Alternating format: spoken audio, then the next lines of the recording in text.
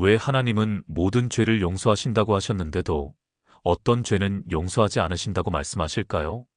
왜 십자가의 보혈이 모든 죄를 씻는다고 하셨는데 예외가 있다는 걸까요?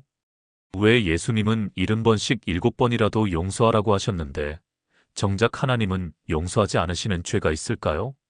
오늘 이 모든 왜에 대한 답을 성경을 통해 분명히 말씀드리겠습니다. 그리고 여러분이 지금 이 순간에도 혹시 그 죄를 짓고 계시지는 않은지 함께 점검해 보겠습니다. 많은 그리스도인들이 이 문제로 밤잠을 설칩니다. 내가 혹시 용서받을 수 없는 죄를 저지른 건 아닐까? 나는 이미 하나님께 버림받은 건 아닐까? 이런 두려움 속에서 신앙생활을 하고 계신 분들이 생각보다 많습니다. 그런데 정말 중요한 것은 이 질문에 대한 정확한 답을 아는 것입니다. 성경은 분명히 말씀하십니다. 하나님은 무한한 사랑과 용서의 하나님이시지만 동시에 거룩하신 하나님이십니다. 그분은 어떤 죄는 절대로 용서하지 않으신다고 명확하게 선언하셨습니다. 그렇다면 도대체 그 죄가 무엇일까요? 살인입니까? 간음입니까? 도둑질입니까? 아닙니다. 놀랍게도 하나님이 용서하지 않으시는 죄는 우리가 생각하는 것과 전혀 다릅니다. 세상 법정에서 중죄로 다루는 것들도 회개하면 하나님은 용서하십니다. 다윗은 간음하고 살인까지 저질렀지만 용서받았습니다. 베드로는 예수님을 3번이나 부인했지만 용서받았습니다. 바울은 그리스도인들을 잡아 죽이는 일에 앞장섰지만 용서받았습니다. 그렇다면 대체 어떤 죄가 용서받을 수 없는 죄일까요? 오늘 우리는 성경이 명확하게 경고하는 5가지 죄를 살펴보겠습니다. 그리고 여러분께 간곡히 부탁드립니다. 지금 이 순간 혹시 이 죄들을 짓고 계신다면 반드시 멈추시기 바랍니다. 아직 늦지 않았습니다. 아직 회개할 수 있을 때, 돌이킬 수 있을 때 하나님께 돌아오시기 바랍니다. 먼저 우리가 반드시 이해해야 할 것이 있습니다. 하나님이 용서하지 않으시는 죄의 본질이 무엇인지 말입니다. 많은 분들이 오해하고 계십니다. 용서받을 수 없는 죄라고 하면 어떤 특정한 행동이나 사건을 떠올리십니다. 그런데 성경을 자세히 살펴보면 놀라운 사실을 발견하게 됩니다. 하나님이 용서하지 않으시는 죄는 단순히 무엇을 했느냐의 문제가 아닙니다. 오히려 마음의 상태가 어떠한가의 문제입니다. 히브리서 10장 26절부터 27절 말씀을 보겠습니다. 우리가 진리를 아는 지식을 받은 후 짐짓 죄를 범한 즉 다시 속죄하는 제사가 없고 오직 무서운 마음으로 심판을 기다리는 것과 대적하는 자를 태울 맹렬한 불만이 있으리라. 여기서 핵심 단어는 짐짓입니다. 짐짓이라는 말은 고의적으로, 의도적으로, 계속해서 라는 뜻입니다. 진리를 알면서도 하나님의 말씀을 알면서도 고의적으로 계속해서 죄를 범하는 것입니다. 이것이 바로 하나님이 용서하지 않으시는 죄의 본질입니다. 2013년 부산의 한 교회에서 있었던 일입니다. 김 권사님이라는 분이 계셨습니다. 70세가 넘은 연세에도 새벽 기도를 빠지지 않으시는 분이었습니다. 그런데 이 권사님에게는 한 가지 고민이 있었습니다. 바로 며느리와의 관계였습니다. 며느리가 마음에 들지 않았습니다. 처음에는 작은 불만이었습니다. 그런데 시간이 지나면서 그 불만이 미움으로 변했습니다. 미움이 원망으로, 원망이 저주로 발전했습니다. 매일 새벽기도 시간에 기도하시는 내용이 무엇이었을까요? 하나님, 저 며느리를 징계해 주세요. 벌을 내려주세요. 교회에서는 열심히 봉사하시고 헌금도 많이 하셨습니다. 그런데 집에 돌아오면 며느리에게 독한 말을 퍼부으셨습니다. 자녀들이 어머니, 그러시면 안 됩니다. 성경에서도 용서하라고 하셨잖아요 라고 말씀드리면 이렇게 답하셨습니다. 용서? 저 애가 먼저 잘못했는데 내가 왜 용서해? 하나님도 내 편이실 거야. 이것이 바로 짐짓 죄를 범하는 모습입니다. 진리를 알면서도 성경 말씀을 알면서도 고의적으로 계속해서 죄를 짓는 것입니다. 그리고 그 죄를 정당화하는 것입니다. 여러분은 어떠십니까? 혹시 어떤 죄를 알면서도 계속 짓고 계시지는 않습니까? 이 정도는 괜찮아. 하나님도 이해하실 거야. 이런 생각으로 죄를 정당화하고 계시지는 않습니까? 바로 이것이 위험한 것입니다. 하나님은 우리의 연약함을 아십니다. 실수로 넘어지는 것, 유혹에 져서 범하는 죄는 회개하면 용서하십니다. 그러나 고의적으로, 의도적으로 계속해서 죄를 짓는 것은 다릅니다. 그것은 하나님의 은혜를 우습게 여기는 것입니다. 십자가의 보혈을 짓밟는 것입니다. 성경은 분명히 경고합니다. 이런 죄에는 더 이상 속죄하는 제사가 없다고 말입니다. 그렇다면 구체적으로 어떤 죄들이 이에 해당할까요? 이제부터 성경이 명확하게 경고하는 5가지 죄를 살펴보겠습니다. 마태복음 12장 31절부터 32절 말씀입니다. 그러므로 내가 너희에게 이르노니 사람에 대한 모든 죄와 모독은 사하심을 얻되 성령을 모독하는 것은 사하심을 얻지 못하겠고 또 누구든지 말로 인자를 거역하면 사하심을 얻되 누구든지 말로 성령을 거역하면 이 세상과 보는 세상에서도 사하심을 얻지 못하리라. 예수님께서 직접 하신 말씀입니다. 모든 죄는 용서받을 수 있지만 성령을 회방하는 죄만은 절대로 용서받을 수 없다고 하셨습니다. 그렇다면 성령 회방 죄가 정확히 무엇일까요? 많은 분들이 이것 때문에 두려워하십니다. 내가 혹시 성령을 회방한 건 아닐까? 내가 한 말 중에 성령을 거역한 말이 있었던 건 아닐까? 먼저 안심하시기 바랍니다. 만약 여러분이 이런 두려움을 갖고 계신다면 그것 자체가 여러분이 성령 회방 죄를 짓지 않았다는 증거입니다. 진정으로 성령을 회방한 사람은 두려워하지 않습니다. 오히려 교만하고 완악한 마음으로 하나님을 대적합니다. 성령 회방 죄의 본질은 이것입니다. 성령님의 역사를 보면서도 그것이 하나님의 일임을 알면서도 고의적으로 사탄의 일이라고 정죄하는 것입니다. 예수님 당시 바리새인들이 바로 이 죄를 지었습니다. 예수님께서 귀신 들린 사람을 고치셨을 때 그들은 무엇라고 했습니까? 이 사람이 귀신의 왕 바알세불을 힘입지 않고는 귀신을 쫓아내지 못하느니라. 분명히 하나님의 능력으로 일어난 치유의 역사를 보면서도 그것을 사탄의 일이라고 정죄한 것입니다. 이것이 바로 성령 회방죄입니다. 현대에도 이런 일이 일어납니다. 2018년 서울의 한 대형 교회에서 부흥회가 있었습니다. 많은 사람들이 회개하고 치유받고 변화되는 놀라운 역사가 일어났습니다. 그런데 한 장로님이 계셨습니다.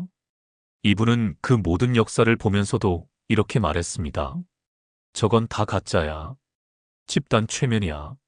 사탄이 역사하는 거야. 목사님이 말씀하셨습니다. 장로님, 사람들이 회개하고 변화되는 것도 가짜라고 보십니까? 그러자 그 장로님은 이렇게 답했습니다. 그래, 다 가짜야. 진짜 하나님의 역사는 조용하고 질서 있게 일어나는 거야. 저런 건 사탄의 역사야. 그로부터 1년 후 그 장로님은 심각한 병에 걸렸습니다. 병원에서도 손을 쓸 수 없다고 했습니다. 가족들이 간절히 기도했지만 결국 돌아가셨습니다. 이것이 우연일까요? 아닙니다. 성령의 역사를 의도적으로 사탄의 일이라고 정죄하는 것, 이것이 바로 용서받을 수 없는 죄입니다. 그렇다면 우리는 어떻게 해야 할까요? 조심하고 또 조심해야 합니다.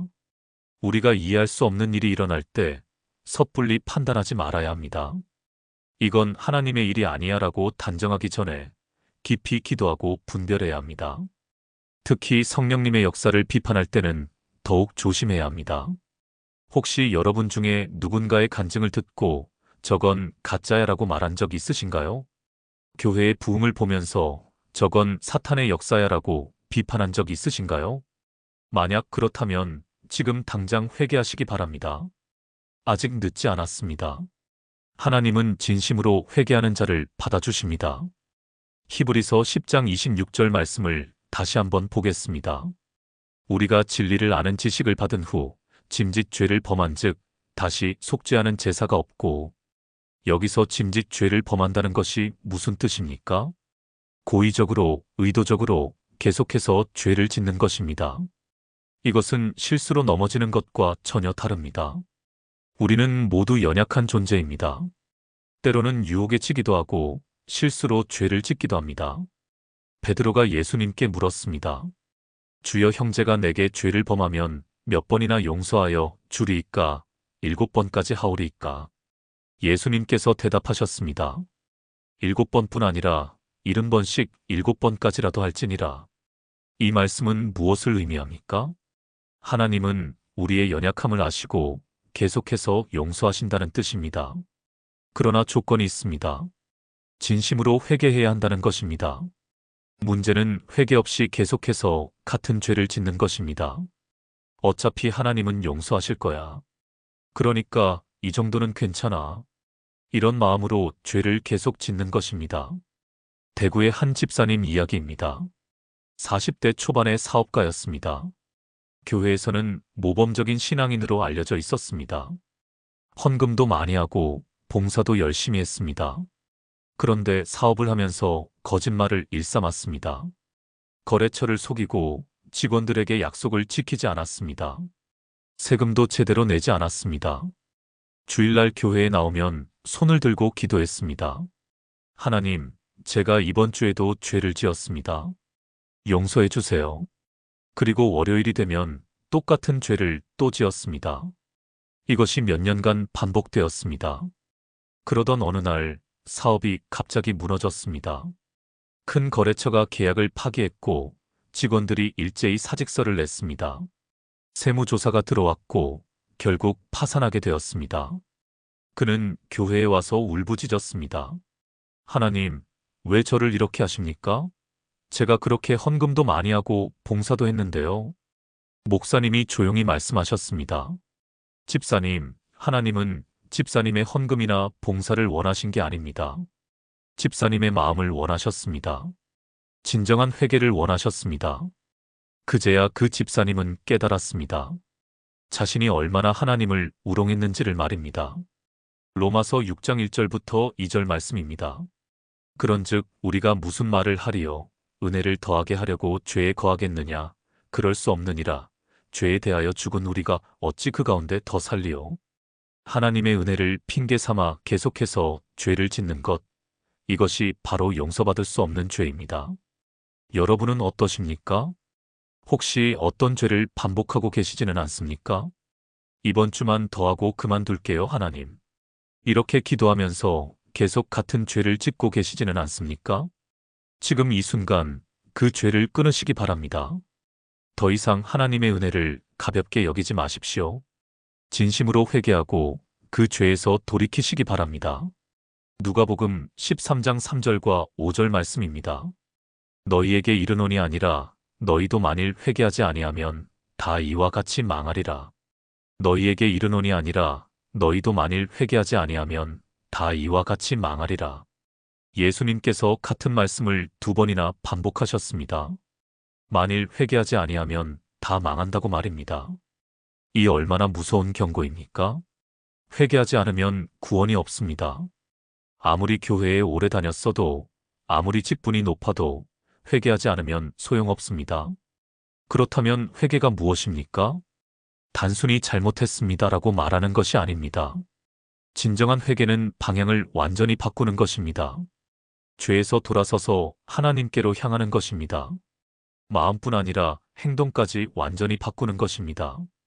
문제는 많은 사람들이 회개를 거부한다는 것입니다. 자신의 죄를 인정하지 않습니다. 나는 잘못한 게 없어.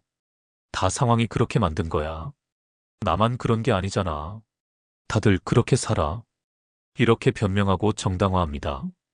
광주의 한 권사님 이야기입니다. 60대 후반의 연세였는데 교회를 30년 넘게 다니신 분이었습니다. 그런데 이분에게는 큰 문제가 있었습니다. 교회 안에서 항상 다른 사람들을 비판하고 정죄했습니다. 저 집사는 믿음이 없어. 저 권사는 교만해. 저 장로는 돈만 밝혀. 목사님의 설교도 비판했습니다. 목사님 설교는 은혜가 없어. 내가 다니던 전 교회 목사님은 훨씬 나았어. 주변 사람들이 조심스럽게 말했습니다. 권사님, 그렇게 다른 사람들을 판단하시면 안 됩니다. 그러면 이분은 화를 내며 대답했습니다.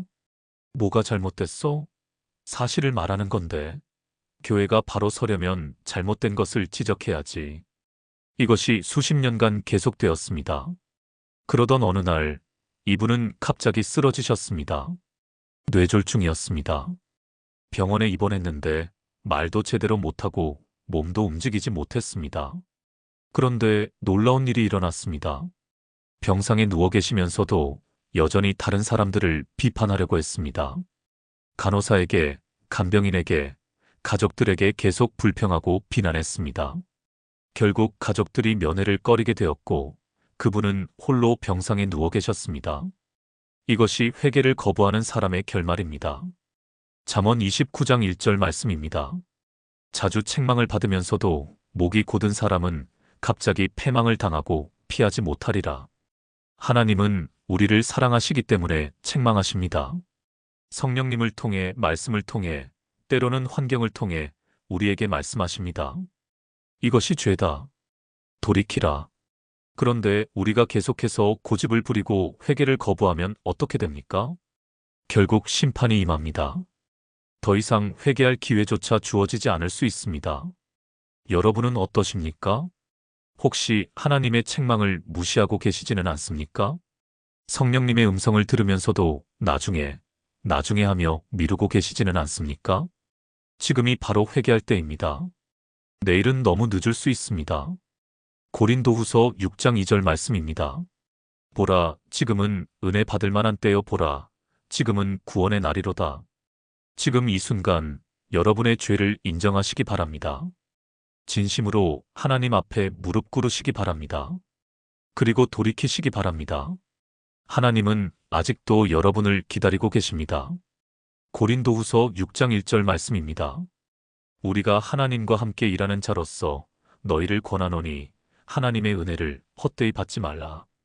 하나님의 은혜를 헛되이 받는다는 것이 무슨 뜻입니까? 은혜를 받고도 변화되지 않는 것입니다. 말씀을 듣고도 순종하지 않는 것입니다. 축복을 받고도 감사하지 않는 것입니다. 더 나아가 은혜를 받고도 교만해지고 방종하는 것입니다.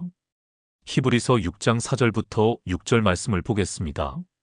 한번 빛을 받고 하늘의 은사를 맛보고 성령에 참여한 바 되고 하나님의 선한 말씀과 내세의 능력을 맛보고도 타락한 자들은 다시 새롭게 하여 회개하게 할 수 없나니 이는 그들이 하나님의 아들을 다시 십자가에 못 박아 드러내놓고 욕되게 함이라. 이 얼마나 무서운 말씀입니까? 은혜를 받고 하나님의 능력을 경험하고도 타락하면 다시는 회개할 수 없다는 것입니다. 전주의 한 목사님 이야기입니다. 젊은 시절 이분은 뜨겁게 주님을 섬겼습니다. 기도에 힘쓰고 말씀을 연구하고 영혼들을 사랑했습니다. 하나님께서 큰 은혜를 주셨습니다. 교회가 부흥했고 많은 사람들이 변화되었습니다. 그런데 시간이 지나면서 변화가 일어났습니다. 교회가 커지면서 명예욕이 생겼습니다. 헌금이 많아지면서 물질에 대한 욕심이 생겼습니다. 사람들의 존경을 받으면서 교만해졌습니다. 결국 이분은 교회 돈을 개인적으로 사용하기 시작했습니다. 교회를 위해 일하는 내가 이 정도 쓰는 건 당연하지. 이렇게 자신을 합리화했습니다. 나중에는 윤리적으로도 문제를 일으켰습니다. 결국 모든 것이 드러났고 목회를 그만두게 되었습니다. 그런데 더 비극적인 것은 그 이후였습니다. 이분은 전혀 회개하지 않았습니다. 오히려 나를 시기한 사람들이 나를 모함한 거다라고 주장했습니다. 지금도 이분은 어딘가에서 쓴 뿌리를 품고 살고 있습니다. 이것이 바로 하나님의 은혜를 헛되이 받은 사람의 모습입니다. 이스라엘 백성들도 마찬가지였습니다. 하나님께서 애굽에서 구원해 주셨습니다. 홍해를 가르시고 만나를 내려주시고 물을 주셨습니다. 그런데 그들은 어떻게 했습니까? 계속해서 원망하고 불평했습니다. 금송아지를 만들어 섬겼습니다. 결국 그 세대는 모두 광야에서 죽었습니다. 시편 78편 40절부터 41절 말씀입니다. 그들이 광야에서 그를 반역함이 몇 번이며 사막에서 그를 슬프시게 함이 몇 번인가. 그들이 돌이켜 하나님을 거듭거듭 시험하며 이스라엘의 거룩하신 이를 경노하게 하였도다. 하나님의 은혜를 경험하고도 계속해서 하나님을 시험하고 경노하게 하는 것, 이것이 바로 용서받을 수 없는 죄입니다. 여러분은 어떠십니까? 하나님께서 여러분에게 얼마나 많은 은혜를 베푸셨습니까? 구원의 은혜, 용서의 은혜, 치유의 은혜, 회복의 은혜. 그런데 그 은혜를 받고 어떻게 살고 계십니까? 더 겸손해지셨습니까? 아니면 더 교만해지셨습니까? 더 순종하게 되셨습니까? 아니면 더 방종하게 되셨습니까? 더 감사하게 되셨습니까? 아니면 더 불평하게 되셨습니까? 지금이라도 늦지 않았습니다. 하나님의 은혜를 기억하시기 바랍니다. 그리고 그 은혜에 합당한 삶을 살겠다고 결단하시기 바랍니다. 마태복음 6장 14절부터 15절 말씀입니다.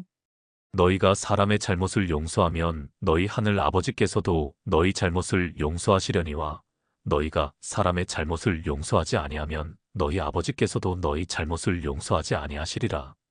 이 말씀은 너무나 명확합니다. 우리가 다른 사람을 용서하지 않으면 하나님도 우리를 용서하지 않으신다는 것입니다. 많은 그리스도인들이 이 진리를 가볍게 여깁니다. 나는 하나님께 용서받았으니까 괜찮아. 그 사람은 정말 용서할 수 없어. 이렇게 생각합니다.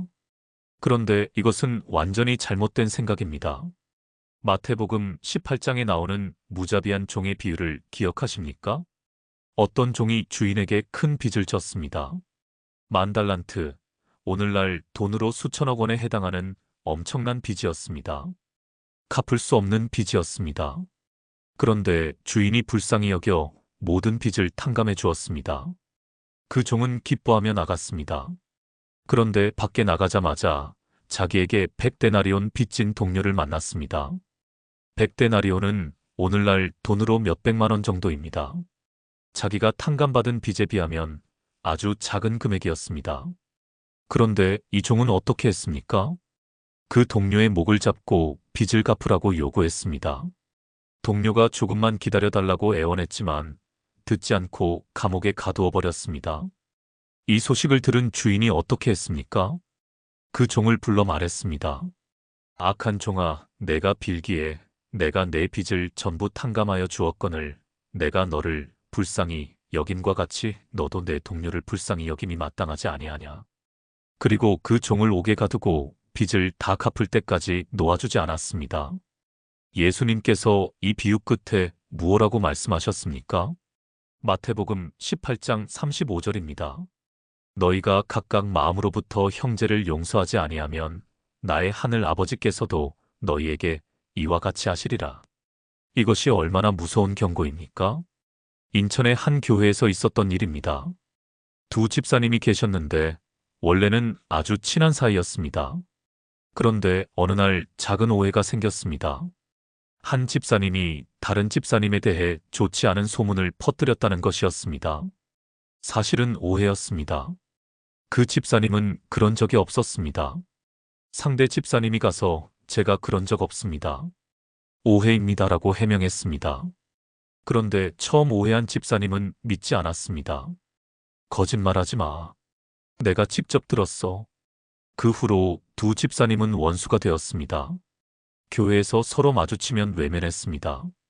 같은 모임에는 절대 참석하지 않았습니다.